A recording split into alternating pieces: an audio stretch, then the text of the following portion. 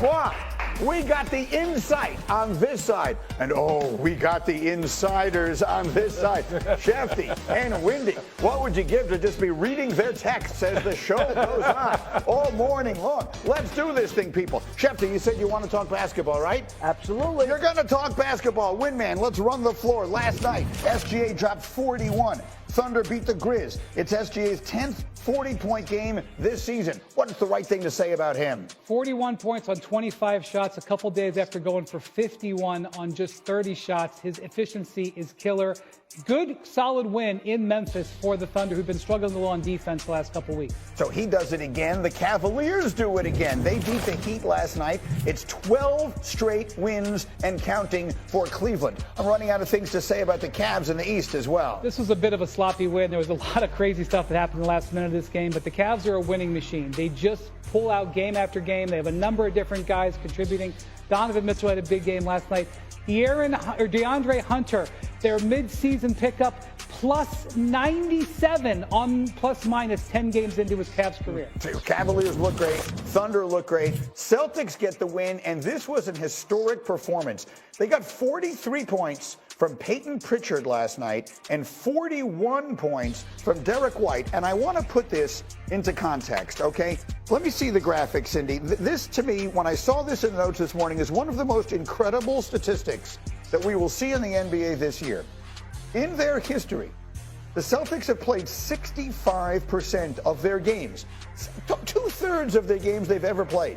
They've had 2 Hall of Famers. That right there is just an unbelievable stat. And that doesn't even count the guys who are on their team now who are going to the Hall of Fame. So it's probably closer to 70%.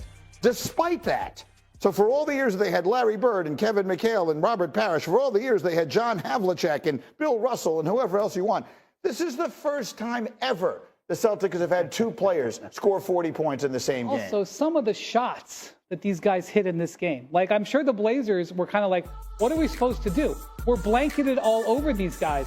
Peyton Pritchard is the reason why the Celtics are going to be so hard to beat for the title. Not necessarily because of what he does, but because they can have a 6th man who's scary and potent enough, and most importantly, confident enough. Peyton Pritchard is a demonstration of the Joe Mazzulla system. When Joe Mazzulla became the head coach, Peyton Pritchard was barely playing. His confidence was shaken. And Joe Mazzulla said, guys, I don't care if you're 0 for 10, keep shooting threes. And they have a situation where they can have an off night. Tatum is out this game. Porzingis is out this game. They get 19 threes between these 2 guys. Hey, Peyton Pritchard had 10 threes last night. He had 10 rebounds and over 40 points. That's an unorthodox triple-double for that kind of guy. I don't think there are too many triple-doubles in NBA history like that. No, so Peyton, and generally you wouldn't have expected to be Peyton Pritchard, who usually is the guy who throws it in from 50 feet right before the buzzer, and that's what we mostly know about him. So let's deal in for a moment here these legends, all right? Because I've got D. Wood over here, the biggest Laker fan I know. D. Wood, as you are watching your Lakers right now, we're talking about the Celtics, we're talking about the Thunder, we're talking about the Cavaliers. But are your Lakers right now the best show, not only in the NBA, but in all of sports? Yes, they are, because we have a newness about us. Think about it. We just made the most transcendent acquisition in NBA history, in my opinion, with obviously trading for Luka Doncic. So when you combine that with the fact that we are the Lake Show, that's our nickname, the Lake Show. Okay, when you have that type of star power with that franchise, it's obviously going to, it's going to bring the type of energy that people want to see. And can you imagine my Lake Show in the NBA Finals? We're not going anywhere. There's not going to be any type of summer break because we're all going to be strapped in watching the Lakers in the finals. I want everyone in on this, but I got to start with Windy. We all know how Laker fans can be. They're kind of like Cowboy fans. They're kind of like, they're going to the finals every year in LA. This year, are they actually right? Most of the time I roll my eyes at the Laker exceptionalism. I've kind of retire it because Luka fell into their laps and all of a sudden this team is taking off. And I'm just going to say, over this next 10 days, there are some tremendous Laker games coming up. Tonight, we got the Knicks game. That's going to be an interesting one. Saturday night, appointment television, Lakers at Celtics, ABC.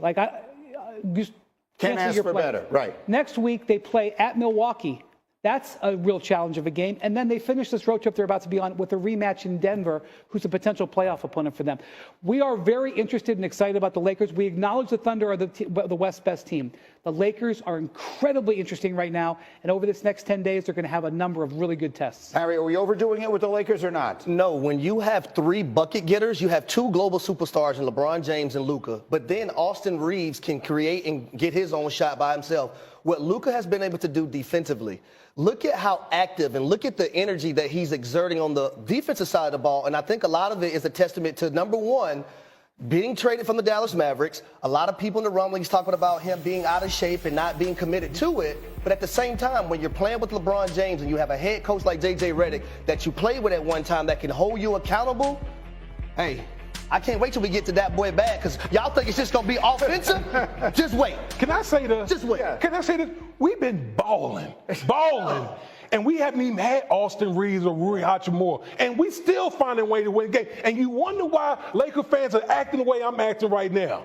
You wonder why. You have every right to. I like how you refer to them as we. Someone it's we. No, I agree with you on that. I'm on the end of the bench. Right. That's where I'm at. You know who feels the exact same way he does? LeBron. Yeah, I was just going to say, rejuvenated, right? LeBron, Luka gets traded in the first week of February. LeBron wins Player of the Month in February for the first time in 5 years. This is not a coincidence. Well, again, I think it's brought out a certain energy in him. And also, I would think that they can take their spots, pick their spots to preserve him for the postseason and lean more on Luka. I know Luka's had the knee, he's been rested some, but they can lean on Luka and not have LeBron carry the load. Typically, I am annoyed by how much attention is paid the Lakers. They have earned it. They are playing without starters. They are going to get better this season. Remember, they still have assets that they can use to improve this team the next couple of years. I did not expect this team to be this good right now. I was warning people to chill when they got Luka. I'm no longer saying chill. If you allow me, they have earned it. Okay, the fingers. That'll be $50. Yeah.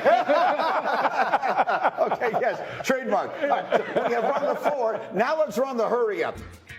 More action from across last night. James Harden turning back the hands of time here. He went for a 50-piece in a win over the Pistons. He became the 5th player in Clippers history with a 50-point game and the 7th player with a 50-point game at age 35 or older. In Memphis, SGA turning in another MVP-level performance.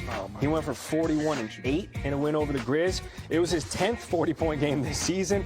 He has 92 points in his last 2 games. Jason Tatum out.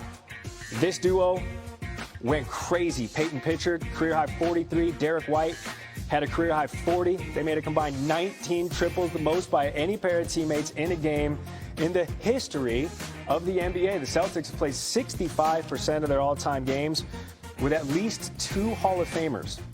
That's insane. Until last night, they had never had 2 players score 40 points in the same game.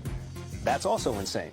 Peyton Pritchard, Derek White are also the first pair of teammates in league history to record their first career 40-point games in the same game.